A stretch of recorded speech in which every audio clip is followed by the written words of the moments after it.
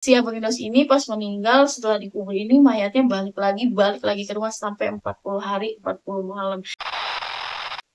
Halo guys, assalamualaikum warahmatullahi wabarakatuh. Balik lagi di channel YouTube gue Dunia Maya dalam Misteri dan Strategi Maya Marisi.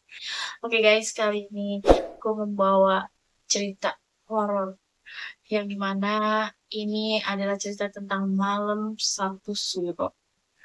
Mau tahu cerita selengkapnya seperti apa? Yuk simak dan tonton terus ceritanya.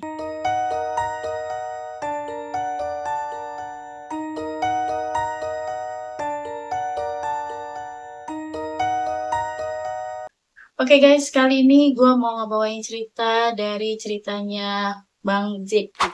Bang Zeki ngirim cerita ini berdasarkan pengalaman pribadinya dia sendiri guys. Jadi guys, Bang Zeki ini tinggal di sebuah pedalaman desa di daerah Kabupaten Bogor. Ada di situ namanya rumah Abah Gendos. Abah Gendos ini guys, itu nggak punya anak. Jadi dia tuh cuma tinggal sama istrinya. Dan Abah Gendos ini terkenal banget tuh bisa kayak nyembuh-nyembuhin orang yang kayak kena teluh, kena santet, minuman orang, apa segala macam gitu. Kayak dia tuh kayak bisa dikategorikan tuh kayak dukun lah ibarat katanya. Dan Abang Yunus ini punya banyak pusaka guys. Pada saat tuh Bang Jeki tuh taunya tuh Abang Yunus ini emang kayak menganut aliran ilmu putih gitu. Tapi orang kampung daerah Bang Jeki juga mengatakan kalau si Abang Yunus ini selain mempunyai ilmu putih, dia juga punya aliran ilmu hitam ya guys. Seringkali tepat di malam satu suro itu tuh Bang Jeki tuh selalu yang namanya ngelihat Abah Gendos ini itu kayak dia tuh ngambil air di kali melakukan aktivitas seperti kayak memandikan keris-kerisnya, barang-barang pusakanya. Sampai si Bang Jeki ini kan kayak kepo lah ibarat katanya gitu. Dia tuh kayak nanya-nanya gitu lah nih sama si Abah Gendos ini katanya, kenapa harus dicuci gitu. Ya karena memang harus dicuci setiap 1 tahun sekali, tepatnya di malam satu suro. Diharuskan, diwajibkan katanya. Dan kayak aneh aja gitu kan, barang-barang itu tuh selalu ada isinya. Tapi guys, benar aja ya guys. Jadi tuh ya, setiap ada orang dari luar kampung yang emang nginep bermalam di daerah situ, dia tuh selalu orang-orang dari luar kampung itu ngelihat rumahnya Abah Gindos itu tuh kayak rame gitu loh. Kayak banyak-banyak orang beraktivitas. Dan bahkan ya guys, pernah ada satu temannya Bang Jeki itu dari Jakarta ke rumah Bang Jeki ini katanya ngelewatin rumahnya Abah Gendos ini. Jadi Abah Gendos ini rumahnya itu ada di bawah. Jadi di bawah jalanan banget gitu. Dan sebelum ke rumahnya dia itu ada pohon-pohon kayak pohon bambu sama pohon rambutan yang gede banget lah itu. Temennya si Bang Jeki itu tuh ngeliat banyak penampakannya guys di situ. Yang dimana ada kuntilanak, terus ada kayak kuntilanak merah, ada pocong, genderuwo, bahkan ada juga yang ngeliat tuh kayak modelan kayak wewe gombel, dan itu tuh ada semua di rumah Abah Gendos. Dan rumahnya itu yang dilihat sama temennya Bang Jeki itu rumah yang emang udah rusak, udah rusuh, emang benar-benar rumah yang tidak berpenghuni. Padahal di situ tuh jelas-jelas itu rumahnya si Abang Gendos. Dan temennya Bang Jeki ini cerita ke Bang Jeki kalau dia tuh ngeliat penampakan. Tapi ya guys, uniknya lagi nih, pas dia cerita, terus Bang Jeki kan bilang, udah gue anterin deh ke rumahnya. Itu rumah tuh ada isinya gitu kan, sepasang suami istri, tapi emang udah tua gitu. Terus temen ini nggak percaya gitu loh, kayak apa sih orang rumah kosong banyak setannya gitu. Tapi karena dianterin ke sana, karena penasaran, terus datang ke sana, ternyata benar rumah yang tadinya dilihat pas mau ke rumah Bang Jeki ini rumah yang emang nggak berpenghuni, udah rumutan, udah hancur, bahkan banyak penampakannya. Ternyata tuh pas ke sana, ya rumahnya berdiri gitu. Ada rumahnya tuh rapi, bersih, ibarat katanya. Terus isinya tuh ada cuma sepasang kakek-kakek sama nenek-nenek gitu.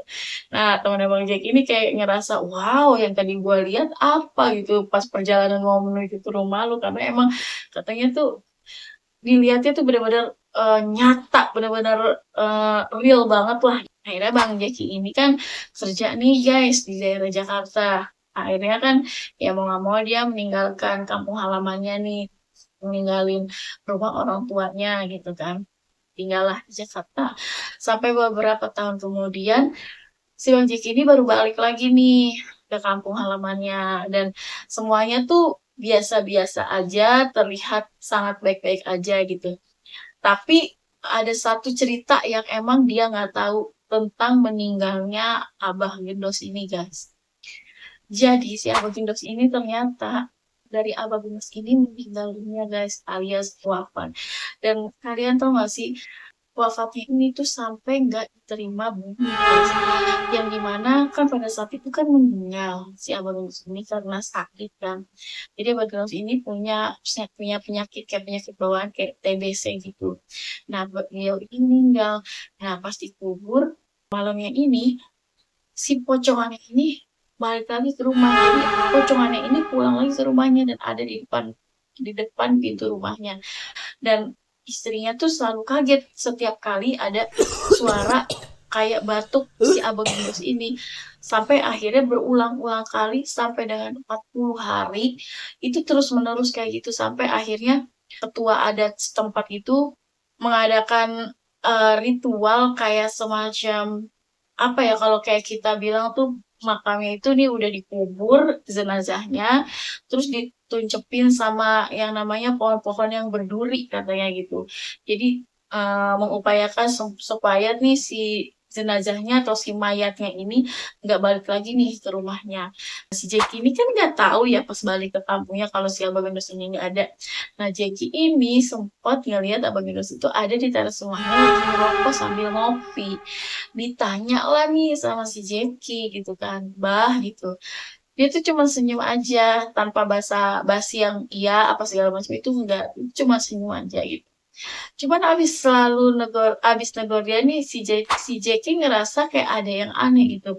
Kayak bulu kuduknya merinding lah, terus tiba-tiba kayak dada dia tuh deg-degan banget gitu loh. Si Jeki ini tinggal seminggu di sana tuh emang sering kali ketemu si Abang Gandos ini. Nah ada suatu saat dimana si Jeki ini ketemu nih sama teman lamanya dia. Dan teman lamanya dia akhirnya cerita nih kalau si Abang Gandos ini udah meninggal tepat di mana beberapa bulan si Jeki meninggalkan kampung halamannya.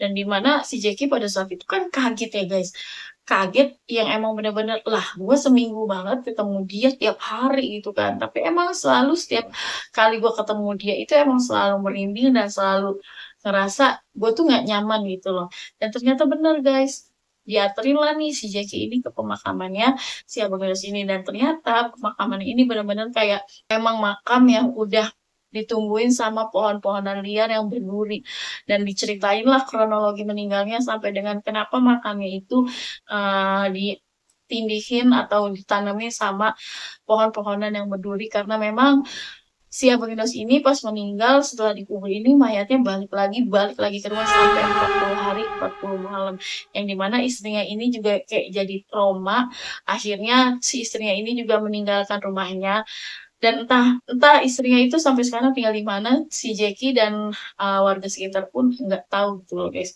Istrinya ini kan pergi meninggalkan semua barang-barang yang emang dia tempatin zaman dulu sama si suaminya si Abang Yunus ini.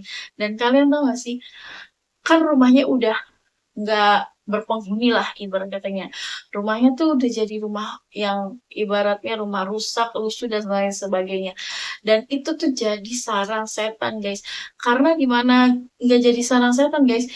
Ya itu kayak barang-barang pusakanya si Abang Kidus ini kan memang setiap 1 tahun sekali, tepatnya di malam satu suro ini kan harus dibersihkan, harus dimandikan. Nah, sementara si yang punya ini kan udah meninggal nih. Terus yang tinggal di situ juga si istrinya nih yang ditinggalkan juga kan udah meninggalkan rumah. Jadi kan tuh rumah jadi kayak terbengkalai, barang-barangnya juga terbengkalai. Dan akhirnya rumah itu tuh kayak jadi rumah sarang demit guys. Dan di mana ya guys yang namanya setiap malam satu suro itu pasti kayak warga sekitaran sana, kampung-kampung seberangnya itu pasti dapat kayak kiriman telur yang dimana kiriman telur itu setelah ditelusuri itu berasal dari emang pusaka-pusaka atau barang-barang gaibnya dari si Abah Gendos ini yang memang dia tuh cari makan sendiri dengan cara ya mencari korban sendiri setiap malam satu suro guys. Serem banget gak sih guys? Jadi tuh rumahnya emang udah pernah dibakar, tapi ya kayak gitu. Ya entah kemana itu barang-barang pusakanya, pokoknya sampai dengan detik ini, sampai dengan saat ini katanya, setiap malam satu suro itu pasti di daerah kampungnya Bang Jeki itu pasti menelan korban satu atau dua orang. Sama guys, guys. Kayak udah deh namanya orang.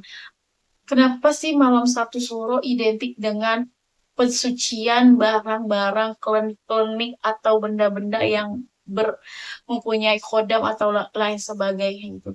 Terus buat apa fungsinya gitu kan? Nggak buat, ya nggak bisa buat bikin lo bertahan hidup. Buktinya lo mati ya udah mati aja, lo meninggalkan, ibarat katanya meninggalkan penyakit yang emang orang yang nggak tahu menau kena imbasnya karena lo gitu loh. Kayak gue sih nggak habis pikir ya sama orang-orang kayak gitu, kayak masih ada aja gitu kan.